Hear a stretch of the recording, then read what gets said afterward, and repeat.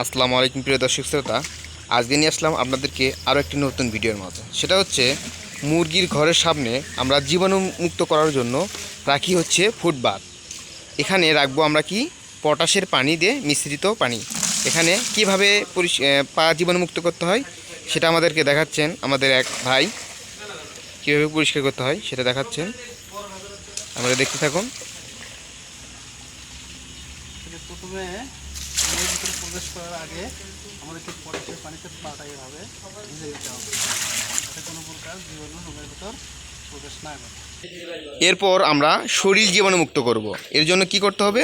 Timsen, ইমসেন অথবা অন্যান্য জীবাণুনাশক দ্বারা সারা শরীরে জীবাণুমুক্ত করে নিব।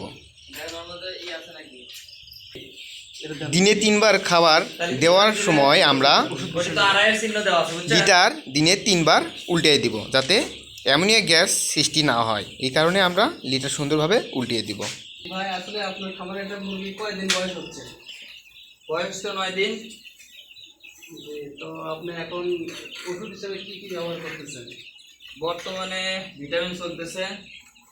তো আপনার এখানে একটা ভিটামিন দেখতেছি, এটা দিচ্ছে, এটা কি ভিটামিন? আমি বর্তমানে ভিটামিন চালাচ্ছি হলো সকালবেলা থায়োবিন, আর হচ্ছে দুপুরবেলা ক্যালপ্লেক্স, রাতে রেনাসল এডি3। এই রেনাসল এডি3 কাজ কি? মূলত আমি যেগুলো ওষুধ দিচ্ছি, থায়োবিন দিচ্ছি, এটা হচ্ছে আপনার রোগ প্রতিরোধ ক্ষমতা বৃদ্ধি করবে।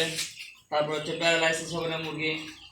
আর ক্যালপ্লেক্স, এটা হচ্ছে হলো ক্যালসিয়ামের কাজ করবে, হাড় শক্ত করবে। এর কারণেও আপনার হচ্ছে মুরগির প্যারালাইসিস হয় না। আর এটা হচ্ছে ভিটামিন, শরীরের গ্রোথ, মুরগির গ্রোথ ভালো হবে। মূলত আমরা ভিটামিন এডি3 দিব গ্রোথ প্রমোটারের জন্য, যাতে মুরগি দ্রুত বৃদ্ধি হয়। এই কারণে আমরা এই এডি3 দেব ভ্যাকসিন দেওয়ার পরে এবং আগে এই ওষুধটি আমরা প্রয়োগ করব। প্রতি লিটার পানিতে এডি3 3 মিলি হারে দিব। রেনাসল এডি3 3 লিটার পানির জন্য 1 মিলি হারে আমরা প্রয়োগ করব। এখানে আমরা সামান্য কিছু পানিতে ঘেটে নিয়ে তারপর বেশি পানিতে